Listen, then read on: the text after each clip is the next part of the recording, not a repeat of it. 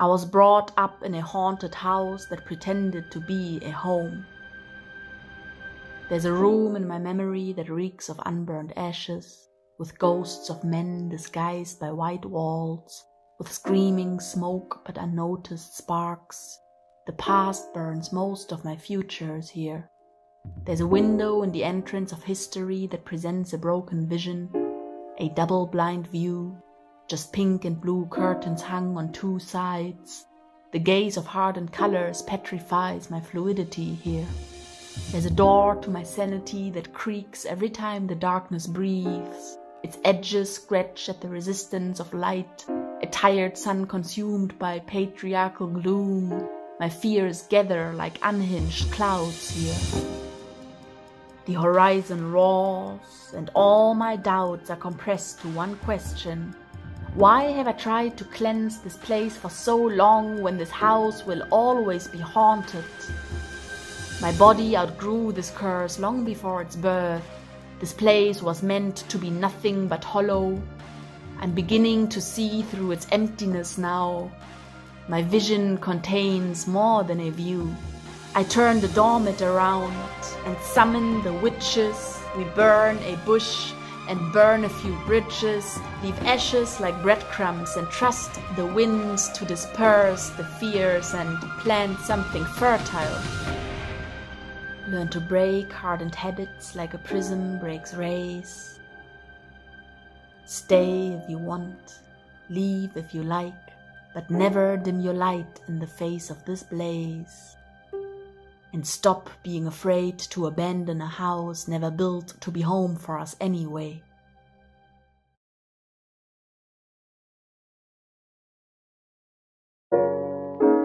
In another life, Amy Winehouse becomes the roller skating waitress she dreamed of being as a child. Imagine, it only took a hairnet to stop the beehive from becoming so high that each drip of its honey could tease the heavens with its coronation of spilled wishes. Picture the diner the stars slow danced neon to sign their open names to. Being open 24 hours is a lot like only saying goodbye with words.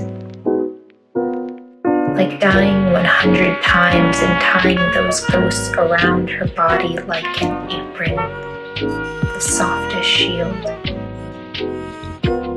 And who else but the dead could bear your spills for you, except perhaps a song, which is to say Back to Black still exists here, not on the radio, but in the way the laminated menu slashes the light.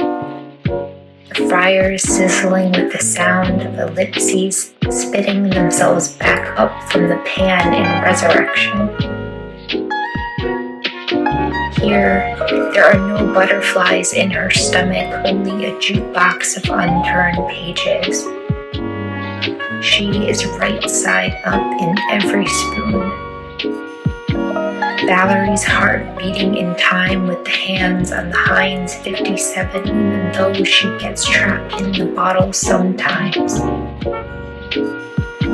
Sometimes the night blackens like the open mouth of a saxophone, but Amy's got clocks contralto to her feet, so that when time flies, she stays close enough to the ground to never leave.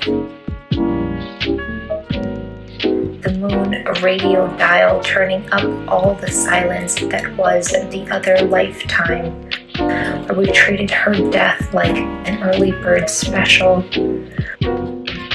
where we vinyled her life dark and centerless, an album we could stick our pointer fingers through. Her songs are safer here, in the blue shade of a pen tucked behind her ear. Who listened to them pouring infinite free refills into another world, where the bells of utensils cannot echo in the back of every throat, where the morning is not enough to keep a person awake.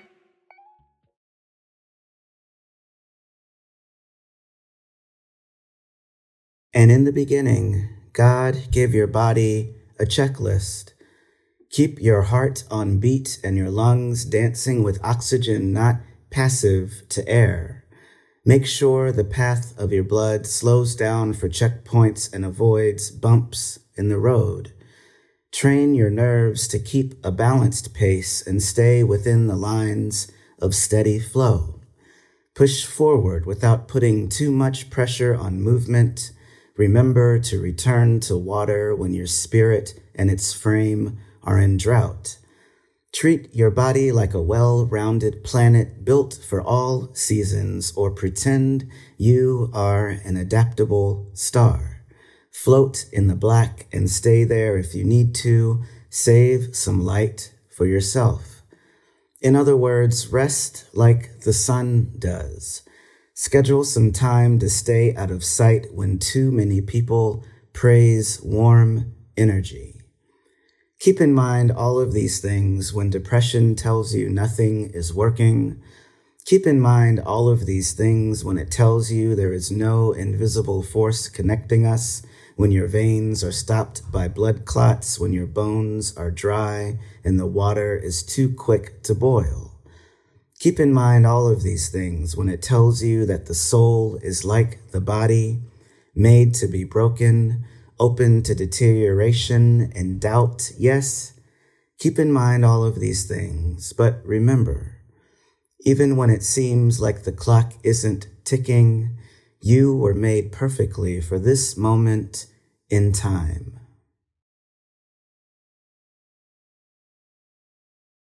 When you wish upon a star, makes no difference who you are. Anything your heart desires will come to you. Well, my heart didn't desire to live with 7 short, dirty men. Sure as hell didn't desire to kiss a frog. Bitch, a frog? Girl, I was kidnapped by a beast and stalked by Mr. I always miss leg day, but still think I'm all that.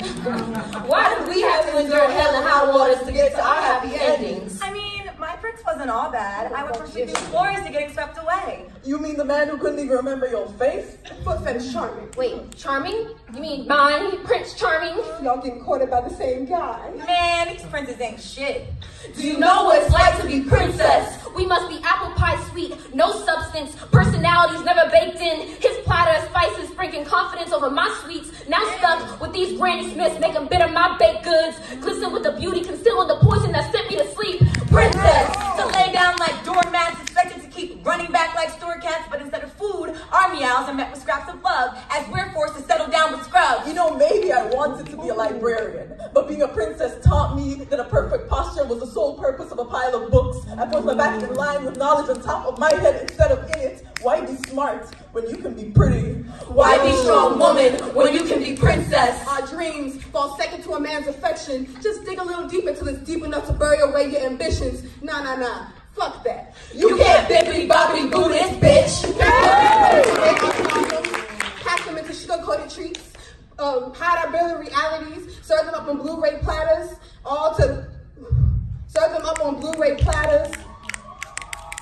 Our stories are not made for your consumptions. You'll choke on the cracks in these fairy tales. Royalty sucks. Mold our malevolence into magic wand. Casting spells of insufficiency. Fill the holes with princes we were wrote to depend on. We have been supporting characters and stories that scar us for far too long. Why was I this and he charming? I damsel and he's savior. Written to suffer for his salvation, morphed into a form of his redemption. Our bodies, prisoner to theirs. After all, love is just another form of Stockholm syndrome, and we can't help but fall for our captors. You have imprisoned us in your fantasies, but we are done being damsel in distress. I am fairest of all, heir to the throne. I am pure in all forms, force of Mother Nature on my side. I am not the one in need of fixing. I came to your rescue. I am everything you feared a woman could be, successful before the spells. We do not need your enchantments. We are magic. All on. Oh.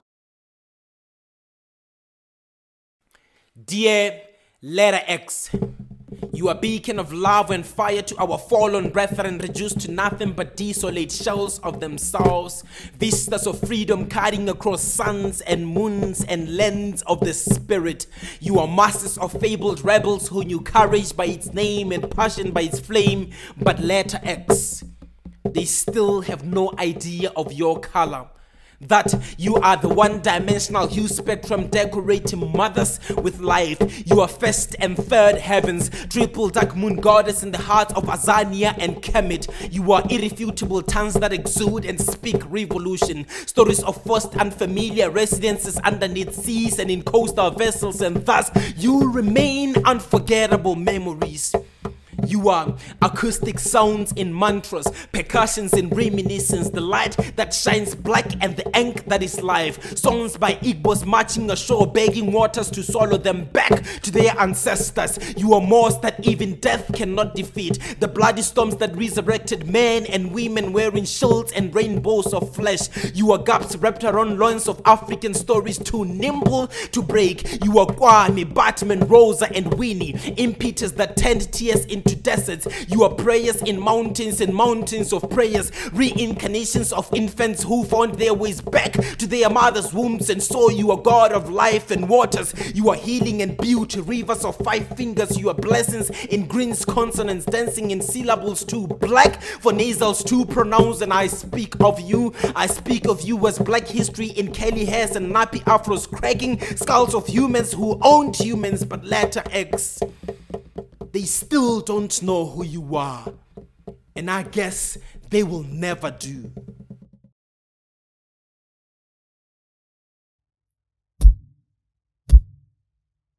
This is for the poets, or anyone who's had to stand up and speak for the first time,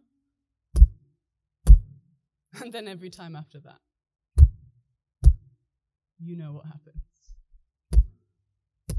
The way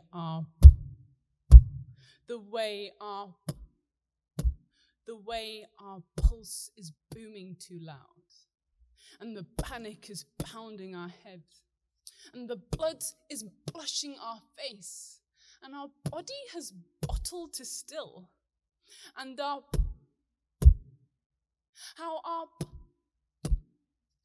our being is blocked by our fear, and they both just blend into one, and the pumping buries our voice.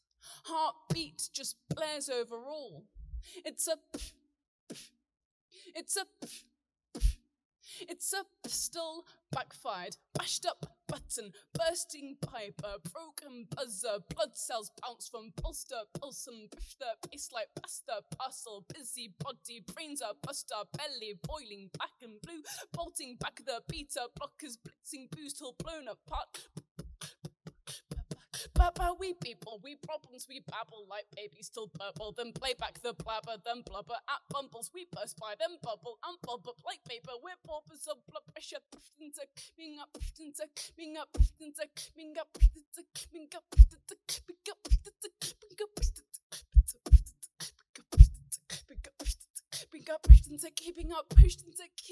pushed into keeping our silence by our own bodies.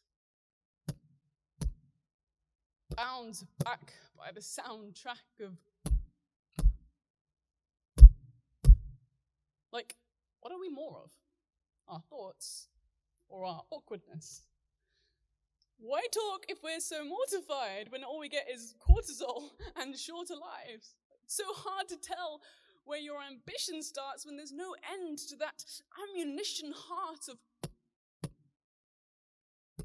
But we can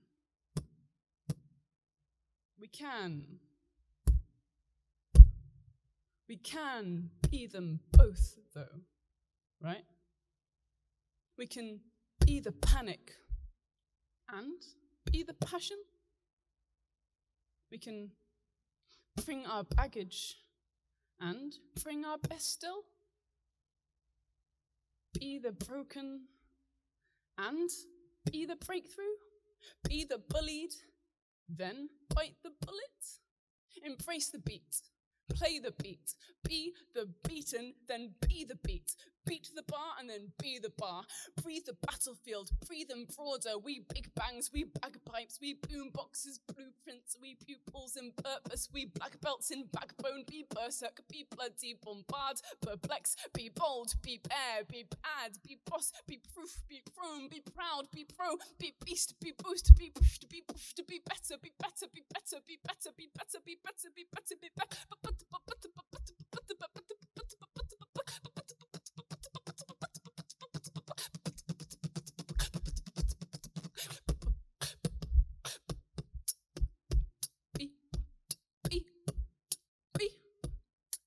Be poet.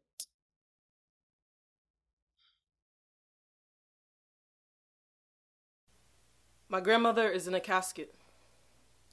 We can't stop lashing out. I'm sad and shit. L-O-V-E. Lost. How you really feel? Resentful. For a second, embarrassed. Damn. You are comfortable in discomfort. Sometimes I exist. Your hairs, the ones not tied back, fly forward. Hands extend for the body you thought you had lost. How transient being is. And when my body dies, it may become a number of things, like free.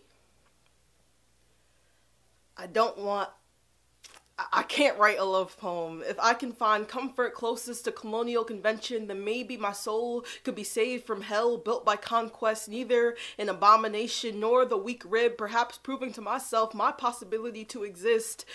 Do you really want a love poem? I mean, the earth is on fire and melting ice sheets are rising over the city. Will we ever be able to breathe if the atmosphere continues to choke us out into the cracks in the dirt of the pavement, deaf to our pleas of I can't breathe? So basically, I no longer fall in love. Because it may be catastrophically devastating. The city is burning while drowning, and I love contradictions more than Whitman. How cliche. A queer love story. Are you kidding me?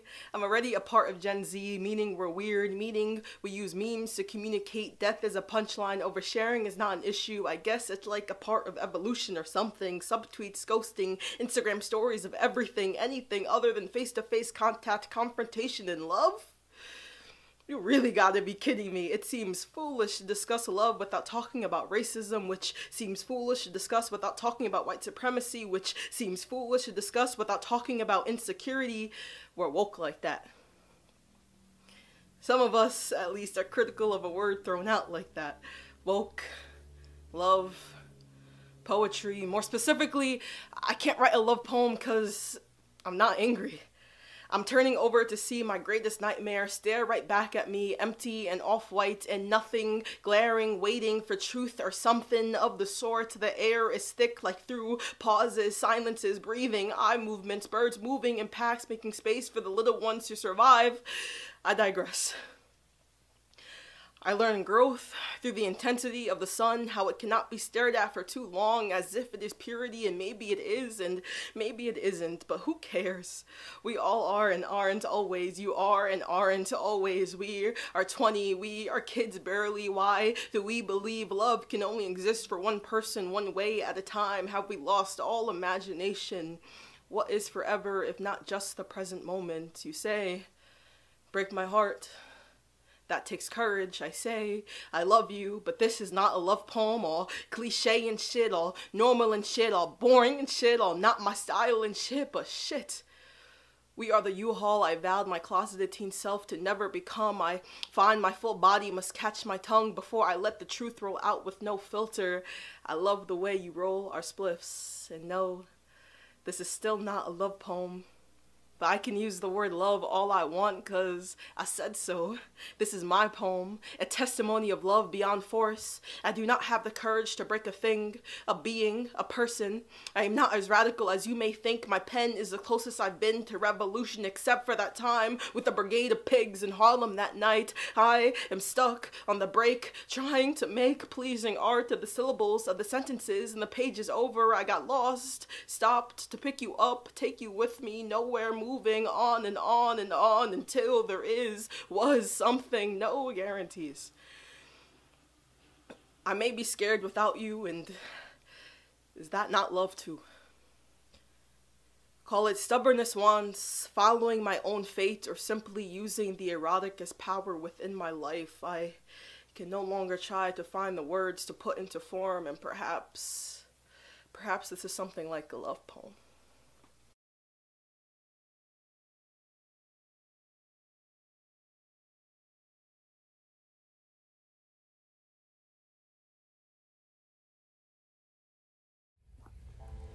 Mommy will miss her baby boy.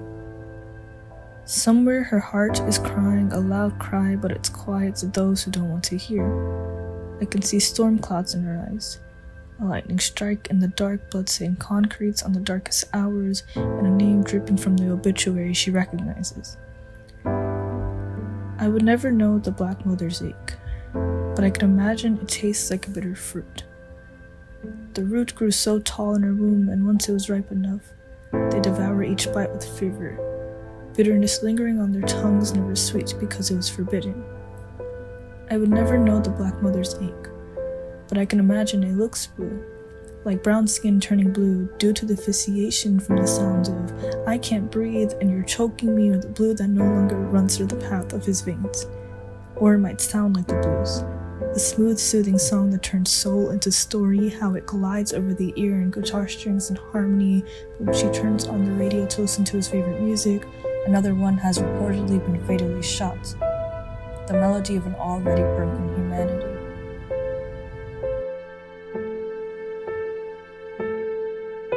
I would never know the black mother's ache, but I can imagine that it sounds like hands up, don't shoot, or don't shoot, hands up. I can imagine that it feels like history repeating itself, like driving back home from a long afternoon and seeing your own child recycled each week. A well-televised tragedy, each time a different body, but the same skin, same hand holding the firearm, and same cries being left unheard. I would never know the black mother's ache, but I can imagine that it feels like a delicate baby foot slipping right out of her hand, even though she tried to hold on to it forever. I can imagine that it looks like forest fires erupting from her lungs, lava pouring out of her lips, a blistered hand resting upon a flame, hot blood running through her veins, and freedom ringing in ashy remains. I can imagine that it looks like an empty chair at a dinner table. And if you listen closely enough, you can hear the goodbye whisper to him when he left, holding his heart in her hand, hoping to hear the hymn of his voice crescendo through the phone. Or you might hear the silence that this goodbye used to fill. No more cries, no more tears, just the ache. Can you hear that now?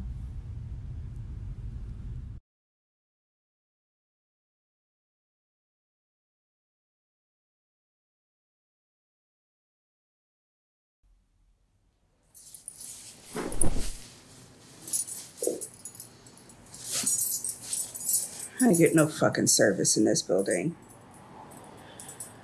Fogged up shower caps in the latest tragedy light up hydraulic leather.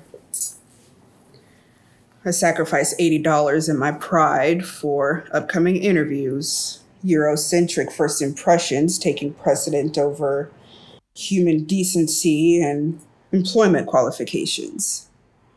My precious DNA trenches the floor tiles like soft spring showers. A teen girl's fragile, tainted body is found in a deep freezer, and I went, not for her, but for my own kinky strands. I clench my fists, scolding iron teeth turn my wool into silk. Acrylic French tips keep fingerprints intact. I close my eyes and cover my ears. Latoya laughs. I got this, she tells me. I'm correct to trust her with my life, as I've done plenty of times before. I can be ugly and tired and stressed and black, only at home in this address. Safe havens are a scarcity. No more clubs, no more slam poets. Nonprofits are run by the city. If it ain't lucrative, then it ain't poppin'.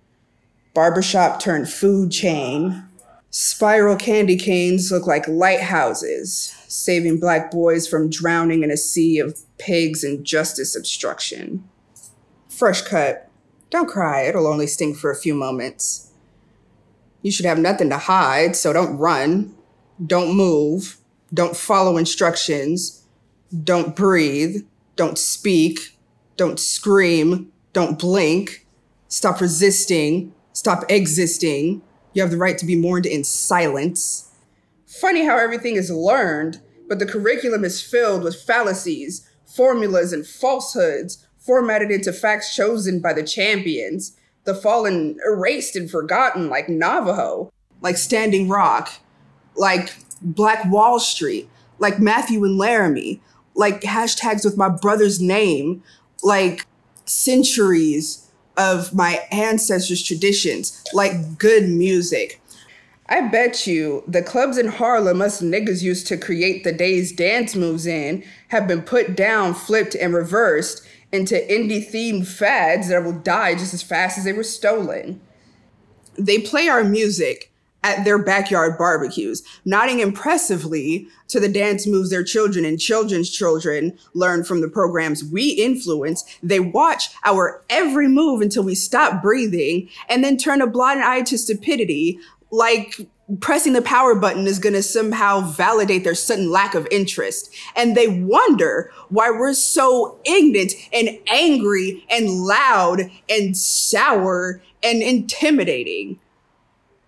Gentrification decorates my hood like Christmas lights, where I voted for Obama twice and I saw Black Panther 3 times translates to Happy Holidays, where the desperate and the bourgeoisie dream of trading places, where LaToya, the hairstylist, is basically the only piece of home I have left, where she spins my wool into silk.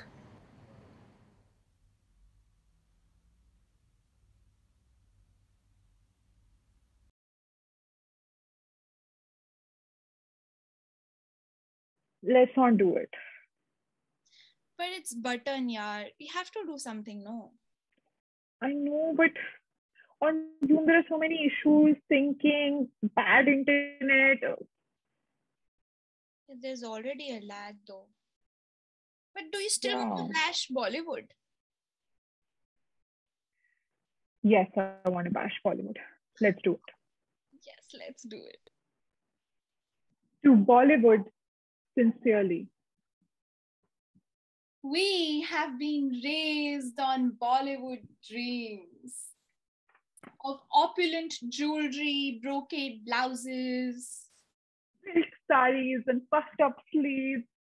Oh, to be a heroine, a queen. to be Baji Rao's Mastani, a king's entire life.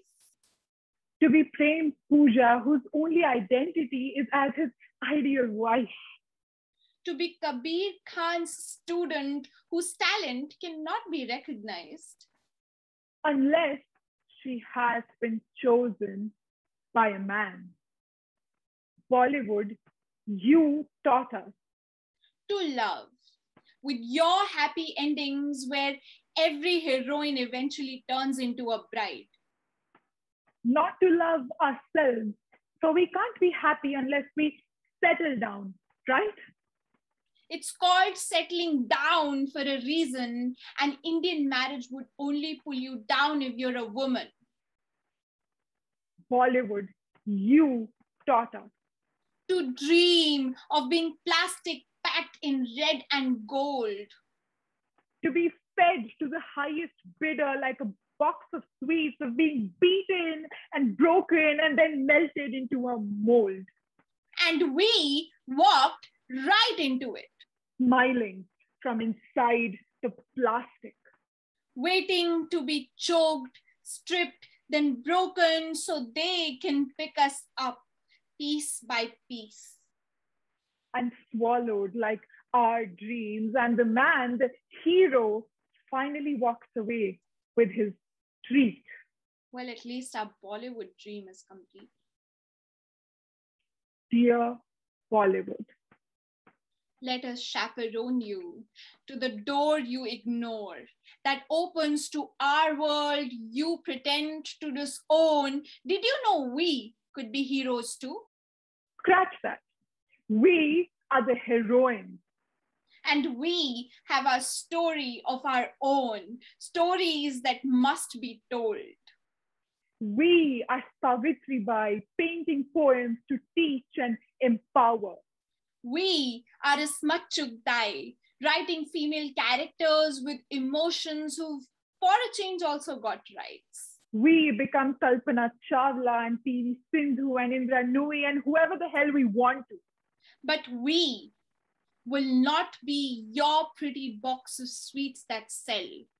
So we use words like suck for every movie that now fails the Bechdel test.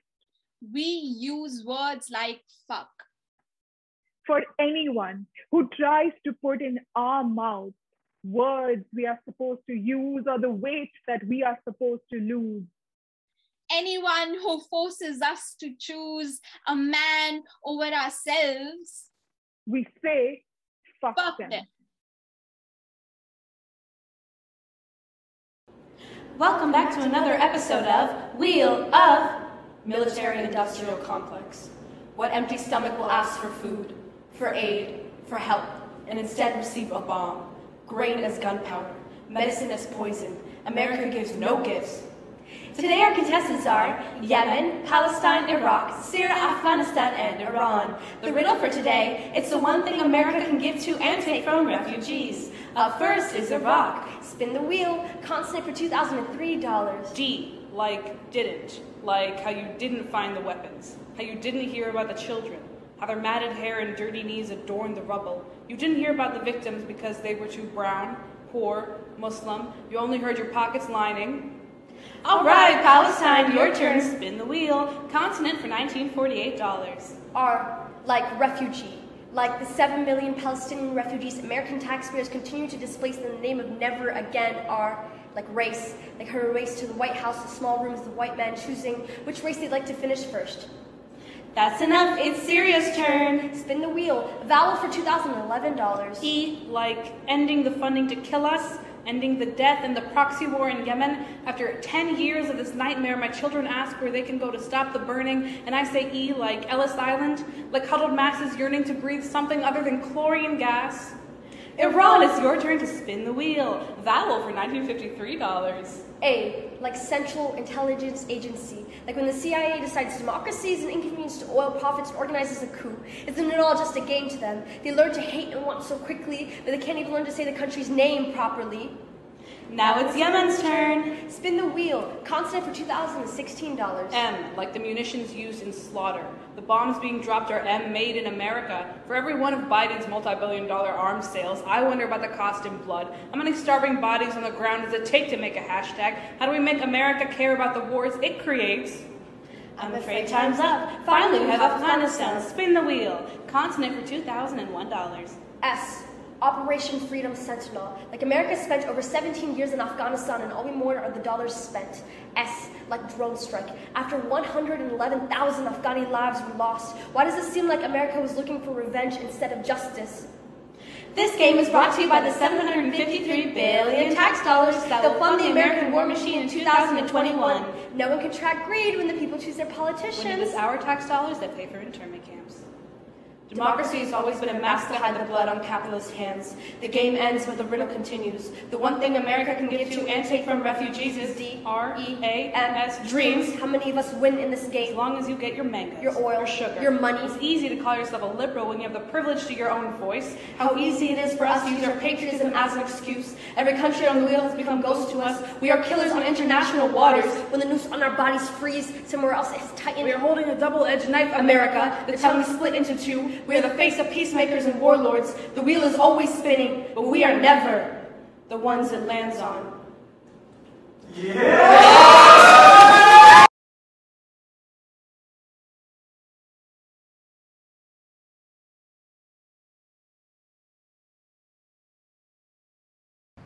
Make. Okay, let's make things. Make America. Yes, we can do that. Make America great. Right. Okay. Now we're getting somewhere. Make America great again?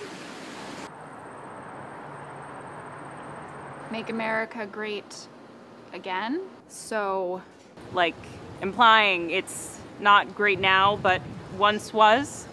When was that? Way back, before laws and regulations. Before. Okay, let's go back there. Back.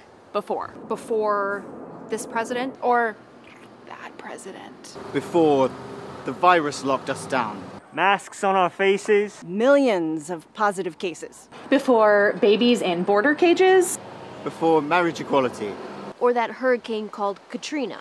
Or that one named Maria. Before Ferguson. Or Eric Garner. Or Trayvon Martin. Or Breonna Taylor.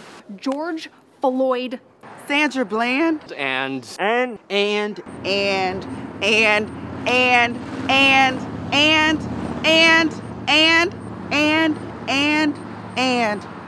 Before September 11th. Or Iraq. And Afghanistan. Before the prison industrial complex. Before the internet made us all perverts. Before Read My Lips. Iran-Contra. nuclear arms race. Vietnam. And bras were burned. Watergate. Before 1968. That fateful year of assassination. An assassination. Before the back of the bus. Let's go back to when America's great with a capital G. When was that exactly? Oh, right! Before the crow named Jim flew the coop. Before the World War. An internment. And depression. And oh, that other World War. Before women suffering through suffrage. Back when it was great. Pre-industry. Before emancipation. And Civil War. Back before Western expansion. And Trail of Tears. Before New Hampshire was new. Before revolution. And tea parties, too. And the ships. Those ships. Like to take their trips. Packed with people. Back, forth. And back and forth. From the west coast of that place. To the east coast of this. Let's make America great. Make America great. Like it used to be. Before refugees stumbled on a rock in Plymouth. Before Columbus got lost and found, unowned land. Before the Vikings. Before borders were drawn. Before the earth warmed and cooled. And warmed and cooled. Before the tectonic plates shifted. When America was Europe. And Asia. And Africa. Before the great asteroid. When giant lizards roamed. Further back. When amphibians were bacteria. When bacteria was nothing. When everything was stardust. Even earlier. Before the stars exploded, dirtying up space. How truly great. How truly great. How truly great. How truly great America was back then.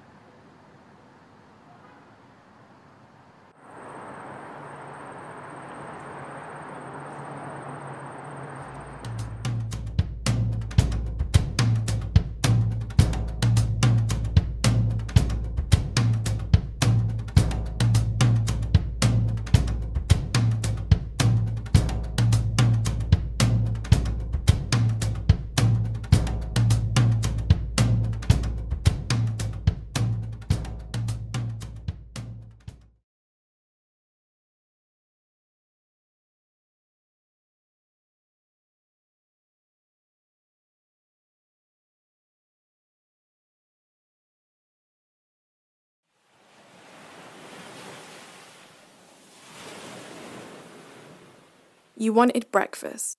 I had no boundaries, and the contraction started in a coastal cafe. I hadn't eaten since the sonographer declared your womb a grave. I watched you push scrambled tofu around your plate.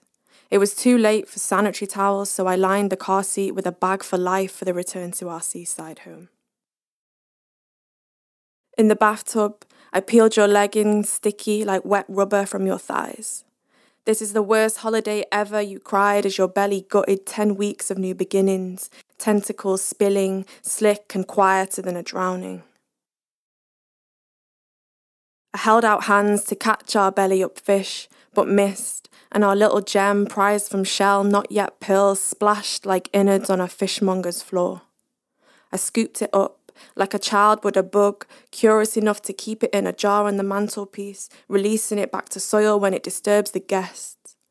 I just needed to make it easier, so I joked, you finally have one up on my exes, because I've held a few hearts, but never a placenta. You giggled, as if transformed to mermaid aboard our shipwrecked family. Your legs, the only loss your body has ever known. And I, your seahorse companion, gender ambivalent and capable of producing 1,000 eggs, will have 1,000 babies, I promised, as you peeked into my hands and together we marveled at our treasure.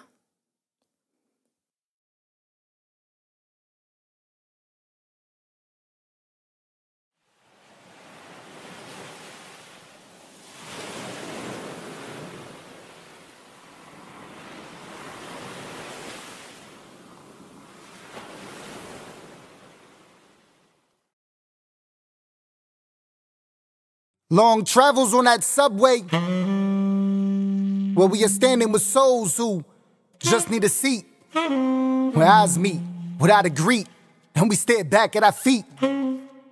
Headphones on, heads bop to the beats, others using them as an excuse to avoid having to speak. Where your card swipes, not once, and not twice, and the MCA fare keeps spiking in price. Life on the iron horse, where the tracks are the trail, and the road to prevail comes down to not touching the rail. The third one, the worst one, where electrocution meets execution, and the sounds of musicians who are the best to do it, where asking for change is a full-time hustle, when kids selling candy just to stay out of trouble, where the poles keep us upright after the conductor breaks, then turns into practice grounds for dancers on empty trains. See the carts on stage for those that are brave, as well as an after party for them ethnic parades. Hit the heights for the DR, hit the X for the PR. We are subject to random search if you carry a bag. Hop the train and in the planes proceeding dropping a badge. Where if you see something, say something, but we never looking. And the bullshit citations could lead you to the bookings. Subway, I hope you get to ride it someday. Thank you for riding with MTA New York City Transit. So I'm at the roller rink. It's 2017 and Boom Boom Pow by the Black Eyed Peas beats beneath polyurethane wheels as my 4- and 7-year-old cousins get their skates laced up by my aunt, who brags about her past as a derby girl and how she'll skate laps around us literally. We've left our brothers and fathers at home because it is girls only up in here, and this is our ladies' night. I don't know how to skate very well, but I reserve my aunt's hand-holding for my cousins and stay alone near the rink's ledge until a 15-year-old boy mistakes me for the wall when he comes up behind me and grabs me by the breast. He doesn't let go until I'm falling to the ground from trying to break his grip. By the time I realize what's happened, my aunt's arguing with a police officer while I'm holding my cousin shaking. I'm only 13 years old, and all I can think, even in this moment when I want to boil my body to relieve the phantom feeling of his hands on my chest, is how grateful I am that it was me, that it wasn't them, that my cousins get to live another day as children. They're 4 and 7 years old, and I feel guilty I've made them leave. That night, my youngest cousin learned what sexual assault meant before she learned how to read. The thing about being a woman surrounded by rape culture is that it's not a matter of if, but when. I'm 17 years old now, and I've been catcalled, followed, hunked at, touched, violated. The men in my family love to say not all men, but why is it all women then? Why do we insist on sending our daughters to college with pepper spray and a rape whistle? Why do we pass around sexual assault like a family heirloom? From our grandmothers to our mothers to our aunts to our sisters to me, please do not make me pass this to my cousins, but it's too late. My aunt sends me screenshots of messages from a boy in my cousin's 3rd grade class calling her baby, saying I love you, asking if he can smell her underwear. When can we stop teaching our 8-year-old girls to cope with the fact that men will talk to them this way for the rest of their lives? That day, I resented the fact that my cousin had ever learned to read, and the fact that there are girls who will never learn, baby girls who babble through teething and swollen gums and have death become their nursery rhyme, like 10-month-old Zara Scruggs who could barely mouth the word dad before she was fatally raped by her father, who was everything a baby girl should be, happy and curious and beautiful, and innocent baby girls shouldn't die on hospital beds in blood-soaked diapers, yet Zara did. And I still somehow don't know if she would have been better off if she had survived. I don't need to be at a roller rink to know being a woman means I am constantly skating around the perversions of men. My cousins now know this too. I can only hope they'll never feel what it's like to be too young to fight back, but be told a boy's too young to be charged, because that day I'll take my cousins roller skating again. Thank you.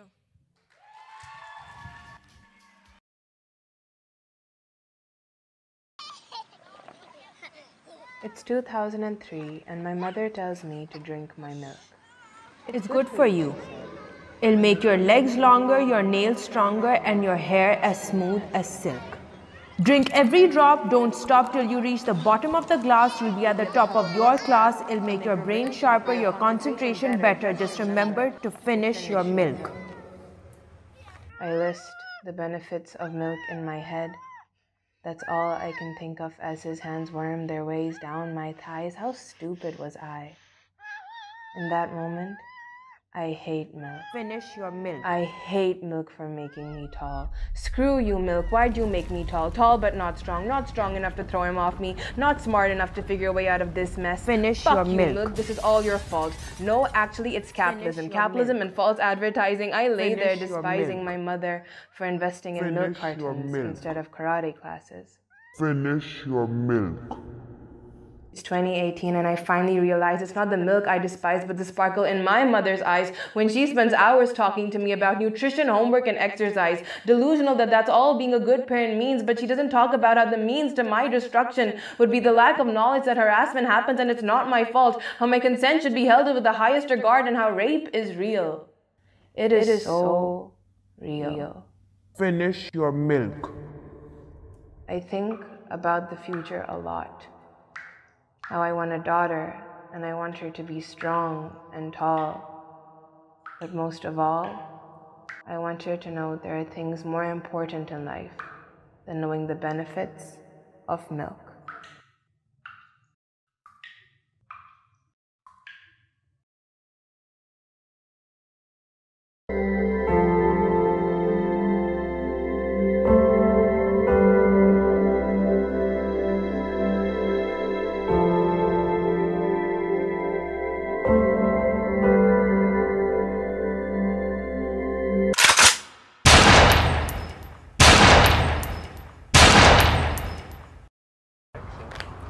Tired of nothing but bad news and people complaining about inequality every time you turn on the TV? Still looking for the America you were promised? Well, wait no more. Allow me to present. Allow me to reintroduce myself. America as you know it is dead. Going forward, please address me as the Promised Land. Now, our experts put an insane amount of work into perfecting this here Promised Land. Well, I reckon there ain't a glitch they didn't hide. fix, including racism, homophobia, patriarchy, money glorification. Sex trafficking is still a major issue, just no longer allowed, just tolerated. Trump, Karen, Zimmerman, R. Kelly, and all other extreme offenders of humanity have been indefinitely banned from the Promised Land. Please note, if at any point you feel the Promised Land is not for you, feel free to just go back to where you... should you decide to stay, please take joy in the following. Indigenous people being treated as such. Previously, there were variable fields in the code that caused their rights to this land to change instead of being fixed. You can always go back to where you... Please also enjoy women being seen and heard without male shadows being pinned to heels, voices remaining tethered to throats without kite string echoes of patriarchy pulling them apart. Oh, and we got fixes for that gay problem, too. Our LGBTQIA Council has replaced gay pride parades with Love Fest, as they no longer have to prove their worth. We even made an agreement with your God to reevaluate his word to fit modern worlds. The way the world has always been living in shadows. Now back to the most reported issue. There's no need to worry about police brutality. Just don't look so suspicious. All our officers are trained to shoot on sight. I mean, respect your rights. Stop resisting. There's no need for protest in the promised land. Our pavement now pushes nutrients into soil-colored skin. Gardens of black boys rise from cracks in concrete. People previously known as minorities or immigrants are now known as valuable. Threat. Valuable. The word trauma has been deleted from our memories or just crammed into the depths of minds. It never happened. Generational wealth. Effects of slavery. Generational wealth has been eliminated. All wealth is now shared equally. By the elite. Now, doesn't this sound like a promised land worth pledging for? Worth dying for. Pledging. Dying. Death. Genocide. As you can see, we're still working out the kinks, but I can assure you the promised land will be a welcoming nation for all. Side effects include bliss, nausea, an overwhelming feeling of freedom, vomiting, newfound joy to live, agitation, glee, stomach pain, enlightenment, mass confusion, protests, riots, unjustified killing of a people, your rights being violated daily, death, death, death. If you can't live with these minor inconveniences, you can always go back to the America I saved you from.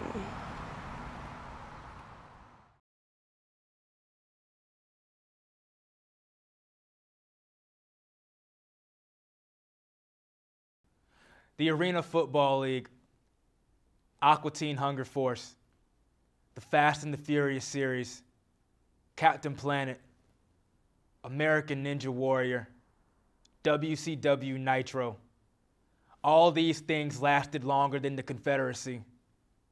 FUBU, No Limit Records, Witches of Waverly Place, That's So Raven, Teen Titans Go, Law and Order SVU, Burning Man, Lollapalooza, the gap between Frank Ocean albums, all these things lasted longer than the Confederacy. College, college debt. The voicemails of debt collectors played one after another like an album with infinite songs you skip. Skip and Shannon Undisputed, The Undertaker's WrestleMania streak, that weird period of time The Undertaker rode a motorcycle and listened to Limp Bizkit. Limp Bizkit. All these things lasted longer than the Confederacy. My cousin's prison sentence, the year between when he was first eligible for parole and the year he got it. My cousin's probation. My baby cousin's baby was born 2 years ago. In 2 years, a baby will survive longer than the government. The time between the last time I called my grandma and the day she died, all these things lasted longer than the Confederacy. The Frieza saga, the filler arcs in Naruto, One Piece of One Piece, Outkast, the time between when the last Outkast song was released and now. Now that's what I call music. Kids Bop, Kid and Play, the time it would take to play every PlayStation game, and I'm only talking about PlayStation 1. All these things lasted longer than the Confederacy. Britney Spears' reign on the top of the charts, the rivalry between NSYNC and the Backstreet Boys, the collapse of the boy band era, Bad Boy Records, Bad Boys for Life, the friendship between Martin Lawrence and Will Smith. All these things, you know what? I've had situationships that lasted longer than the Confederacy. My friends have had drug addictions that lasted longer than the Confederacy. When I die, girls who follow me on social media will cry and mourn for longer than the Confederacy. When I am a constellation, my stars will go out one by one as the universe dies. The sound a star makes when it's dissolving into gas is the same sound a Confederate flag makes in the breeze. The sound of surrender.